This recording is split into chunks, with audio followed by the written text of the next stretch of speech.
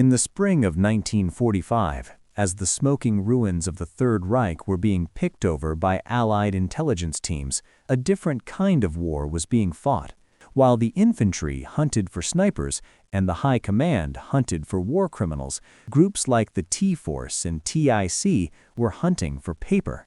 They knew that the real truth of the war wasn't found in the bombastic speeches of the Reich Chancellery, but in the damp, moldering basements of abandoned command centers.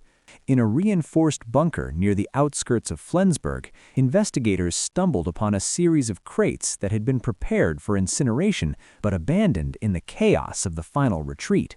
Most were routine: requisition forms for bootlaces, fuel consumption charts, and weather reports from the Eastern Front. But tucked away in a series of slate-gray folders was a collection of documents that stood apart. They were marked with the stamp of the Abwehr, German military intelligence, and bore a simple, haunting heading: Beobachtung, feindliche Fallschirmjäger, observation, enemy paratroopers. These files were never meant for the eyes of the public. They weren't intended to boost the morale of the German people or to be read by historians. They were internal, professional assessments written by veteran German officers for other veteran German officers. They were brutally honest, clinical, and stripped of the usual ideological veneer. As the investigators began to translate the jagged Gothic script, they realized they were looking at a psychological profile of the American airborne divisions, the 82nd and 101st. But it wasn't a profile of a conventional enemy. The reports described a force that the German military machine, a machine built on the concepts of Auftragstaktik and rigid hierarchy, simply could not categorize. To the Germans, the American paratrooper wasn't just another soldier. He was a biological anomaly on the battlefield. The files described men who seemed to thrive in the dark, who possessed an almost supernatural level of aggression, and who exhibited a total disregard for the traditional rules of engagement. The most unsettling aspect of the files was the tone. German officers, usually noted for their professional arrogance, wrote about these men with a mix of baffled frustration and genuine cold-blooded fear. They were trying to understand a weapon that worked by breaking every rule that Germans had spent a century perfecting. To understand why the German army was so unsettled by the American paratrooper, one must look at the way the Wehrmacht viewed the world. German military doctrine was built on the Schwerpunkt, the center of gravity. Everything was about lines on a map, designated objectives, and the orderly flow of communication from the top down. When the first C-47 transport planes roared over the French coast in the early hours of June 6, 1944, the Germans expected a coordinated, structured assault. They expected a front line. What they got was a nightmare.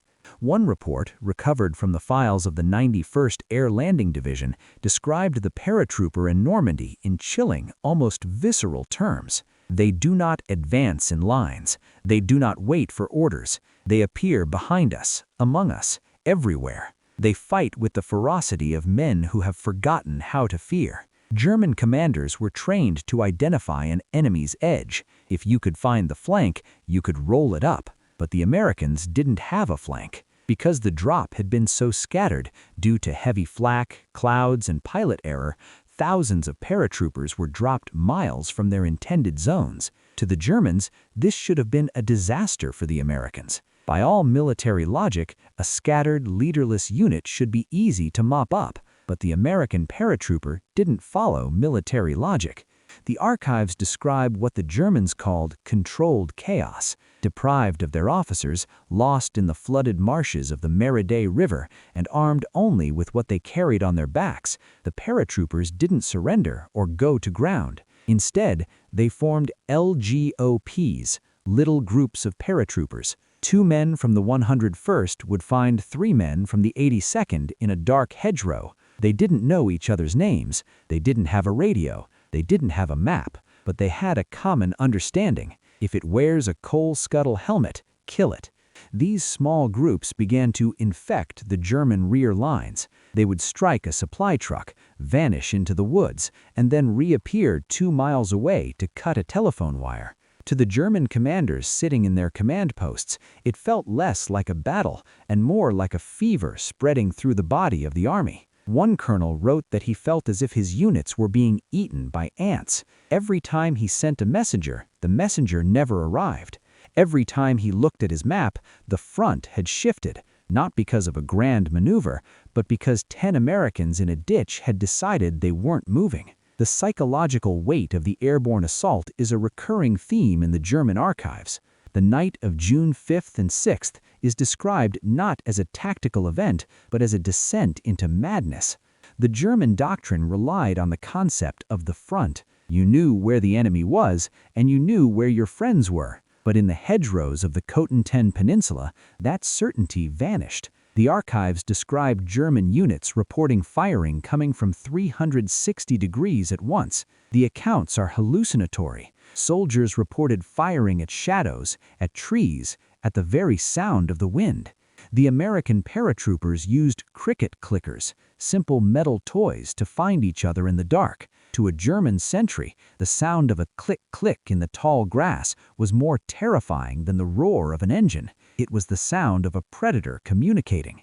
One intelligence officer's report noted a terrifying tactical adaptation. The enemy is using our own confusion against us. They use stolen weapons, they move through our own trenches at night, and they speak enough of our language to draw our sentries into the open. The archives contain numerous accounts of paratroopers using ruse de guerre. In one instance near Saint-Mère-Église, a group of Americans captured a German radio and spent 3 hours broadcasting false reports of massive Allied tank columns moving inland, causing an entire German reserve battalion to retreat from a position they could have easily held. The Germans were professionals. They knew how to fight a war of steel and fire, but they were unprepared for a war of nerves. The paratrooper was an individualistic warrior, something that went against the grain of the collective German military psyche. While a German soldier waited for his NCO to tell him when to fire, the American paratrooper was often seen operating as a lone sniper, sitting in a tree for 6 hours just to kill one officer. This lack of structure was the very thing that made them impossible to defeat. You cannot break the spirit of a unit that doesn't acknowledge it has been broken. One German commander summarized the night perfectly. We could not tell where the enemy was, only where he had been moments ago. By the time we adjusted our machine guns, the shadows had moved. This was the beginning of the end for the German defensive plans. By the time the sun rose on June 6th, the meticulous German counterattack plans were in tatters, not because of the massive naval bombardment, but because thousands of individual American paratroopers had spent the night cutting the nerves of the German army, the wires, the roads, and the sanity of the men tasked with holding the wall. The archives didn't just focus on the psychology of the paratroopers, they were intensely interested in their equipment. The Abwehr files include detailed sketches and descriptions of the American gear, often noting its superiority in the chaotic environment of the night. The Germans were particularly fascinated by the M1 Garand. To a German soldier equipped with a bolt-action Kar 98K, the semi-automatic fire of the Garand was overwhelming. One report calculated that a squad of 10 paratroopers possessed the fire suppression capability of nearly 30 German infantrymen. The archives note, "The volume of fire produced by these airborne units lead our troops to believe they are facing much larger forces than actually exist." Even the American uniforms were scrutinized. The Germans noted the M1942 jumpsuit with its numerous pockets, which allowed the paratrooper to carry an absurd amount of ammunition and grenades. They were essentially walking arsenals. This allowed the American paratrooper to sustain a fight for 48 hours without needing a resupply line, a concept that was alien to the German logistics-heavy mindset. But beyond the gear, the files keep returning to the man. The German analysts noted that the American paratroopers were significantly taller, better fed, and more athletic than the average German conscript of 1944.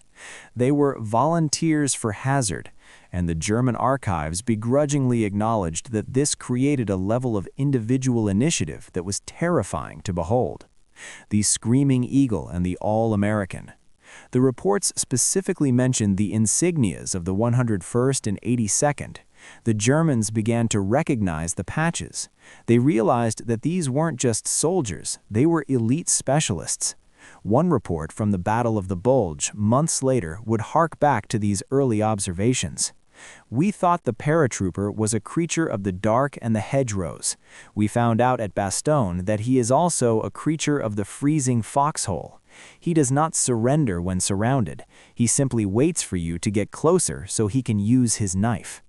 The files recovered in Flensburg and other command centers provide a unique mirror. We often see the story of the paratroopers through the lens of Hollywood or American memoirs, as a story of brotherhood and grit. But through the German archives, we see the story as a horror movie. To the German military, the American paratrooper represented the death of the old way of war.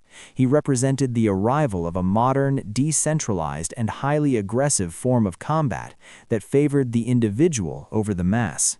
When the German High Command finally realized the magnitude of what the paratroopers had done on D-Day, it was too late. The infection had taken hold. The roads to the beaches were open, the bridges were blown, and the German commanders, who had spent their lives studying the great battles of history, found themselves defeated by little groups of men who didn't know where they were, didn't know their orders, and didn't care about the odds. The secret German files teach us that the greatest weapon the Allies had in Europe wasn't the B-17 or the Sherman tank. It was a man with a silk parachute, a semi-automatic rifle, and a total refusal to act like a traditional soldier. The archives were never meant to be read because they were a confession. They were a confession that the German army, the most feared fighting force in the world, had been outfought, outthought, and utterly terrified by the chaos from the clouds. As the weeks followed the initial chaos of D-Day, a strange phenomenon began to take root within the German intelligence apparatus. The Abwehr and the Fremde Heere West, Foreign Armies West, were tasked with collecting every scrap of information on the Allied invaders. But as they processed reports from the field, the data began to warp. German intelligence began exaggerating American airborne strength, not as a deliberate ploy, but as a byproduct of a military culture that couldn't comprehend what it was seeing. The internal files began to paint a picture of a soldier that bordered on the mythological. Reports circulating through the High Command claimed that paratroopers never surrendered, regardless of the odds. They spoke of units that fought until the very last clip of ammunition was spent, and even then resorted to knives and entrenching tools with a ferocity that stunned veteran Eastern Front survivors.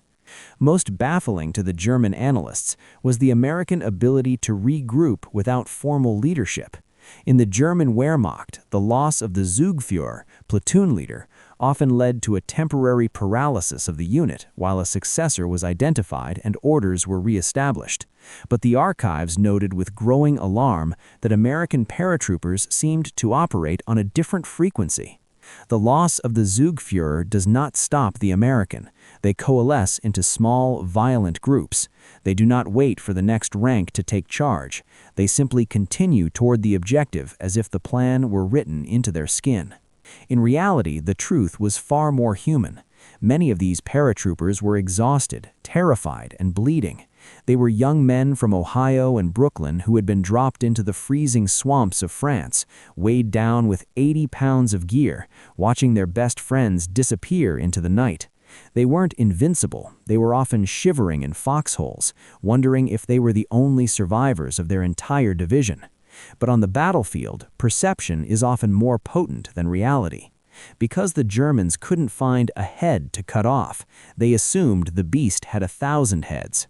German soldiers on the ground began to believe they were facing an elite, almost supernatural force that could not be broken by conventional means.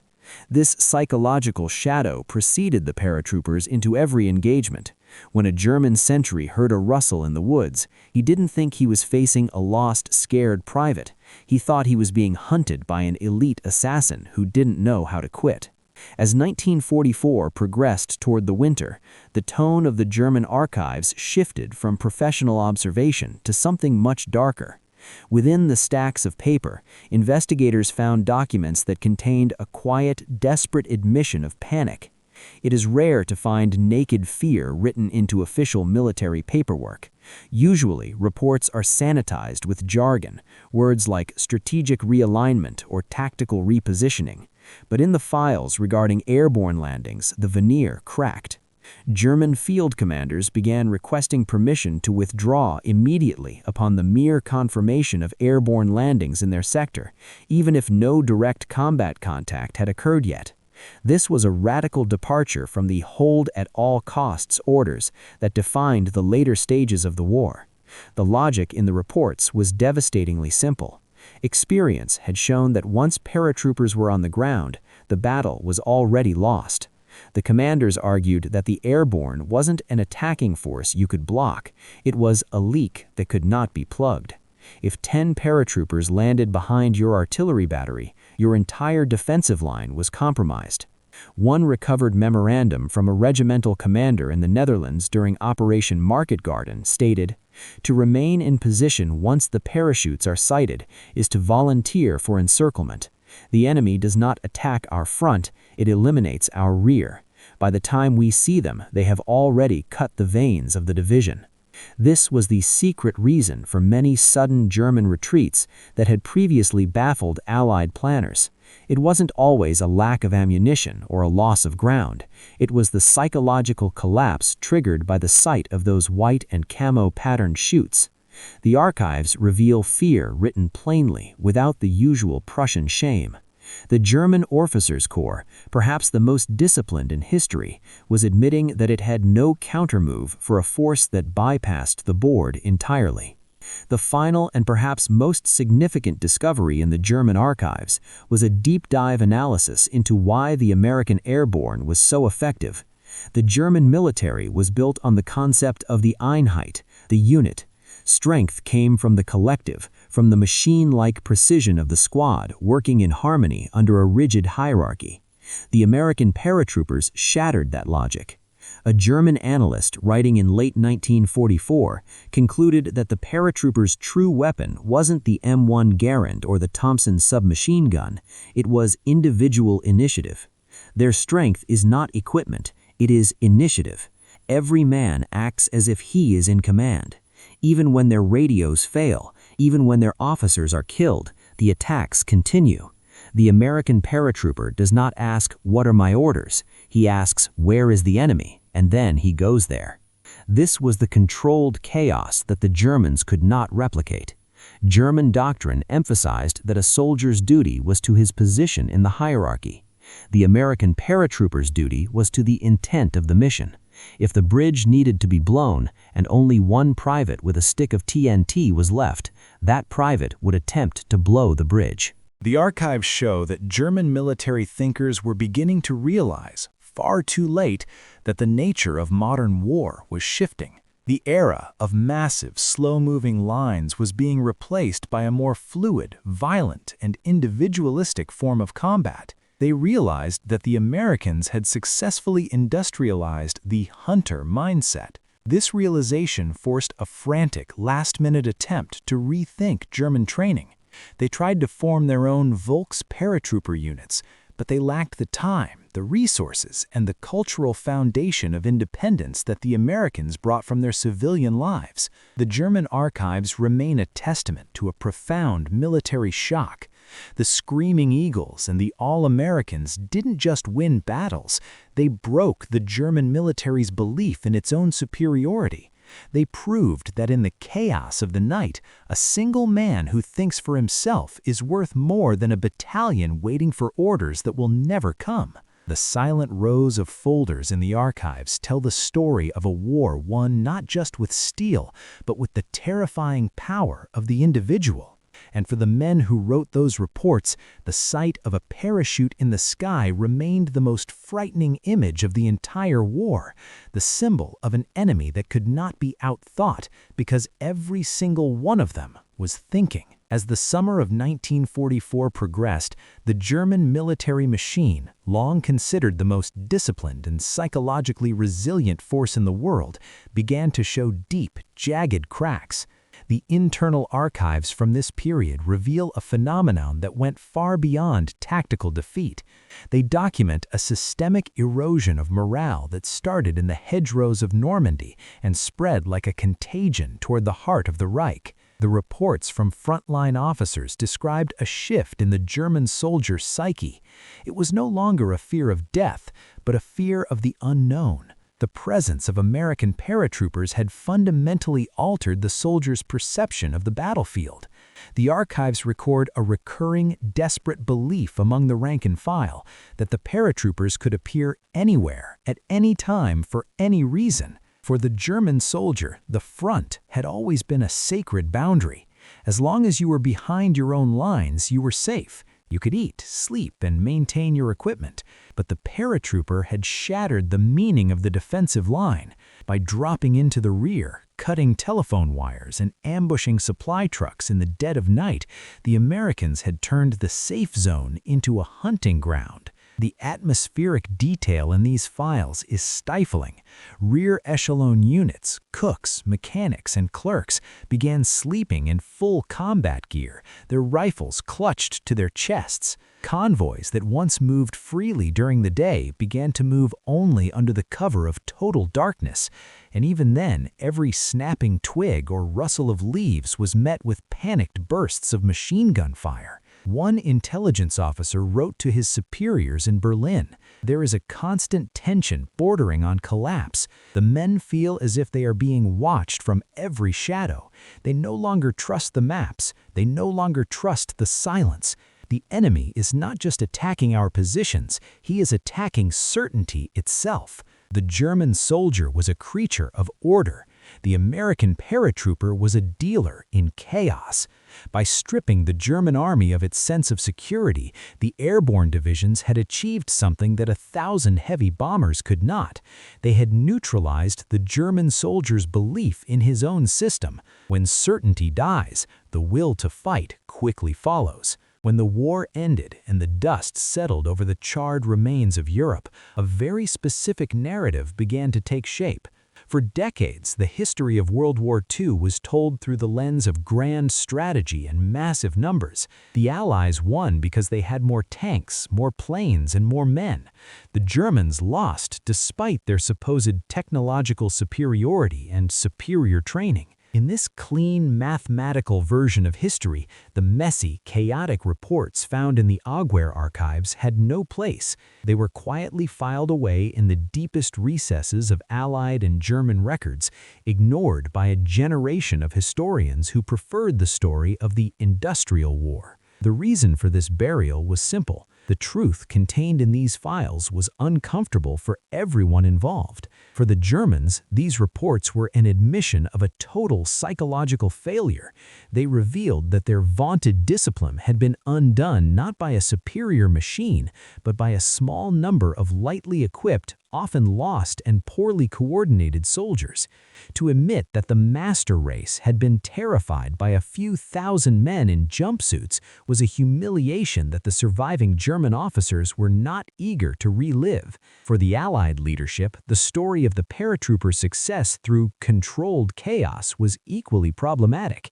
It didn't flatter the generals who had meticulously planned the drops, only for the drops to fail spectacularly in their execution. To acknowledge that the victory was won by the individual initiative of privates and sergeants acting outside of their orders was to acknowledge that the grand plans of the high command had mattered very little. The archives tell a story that doesn't fit the great man theory of history. It is a story of how speed, initiative, and psychological shock can neutralize a superior defensive system. It is a story that proves quality of mind can overcome quantity of steel.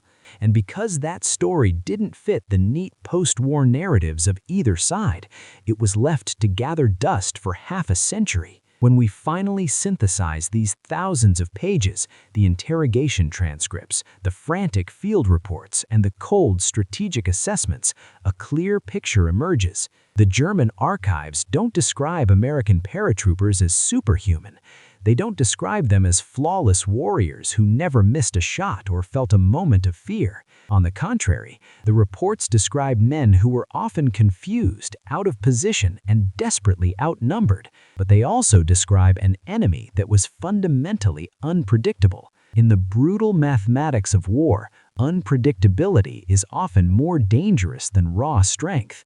A strong enemy can be accounted for. A predictable enemy can be countered. But an unpredictable enemy, one who attacks when he should retreat, who leads when his officers are gone, and who turns a botched landing into a lethal advantage, is an enemy that cannot be defeated by doctrine. The final summary in one of the most comprehensive Abwehr files on the airborne landings contains a sentence that serves as a chilling epitaph for the German defensive effort. Against such troops, preparation is meaningless.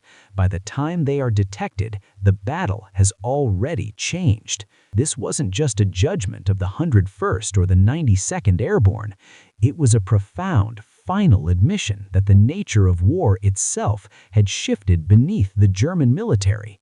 They had spent years preparing for a war of lines and logic, only to be destroyed by a war of shadows and spirit. Germany realized this truth only when the parachutes were already in the air, and by then, the archives were no longer recording a strategy, they were recording a collapse. The story of the American paratroopers as told by their enemies is a reminder that the most powerful weapon on any battlefield is not the one you hold in your hands, but the one you carry in your mind, the willingness to act when all order is lost. The ruins of post-war Germany gave up many secrets, but few are as haunting as these. They show us that the war wasn't just won on the beaches or in the factories, it was won in the dark, in the silence of the hedgerows, and in the terrified hearts of an enemy who realized, too late, that the world they knew had already vanished.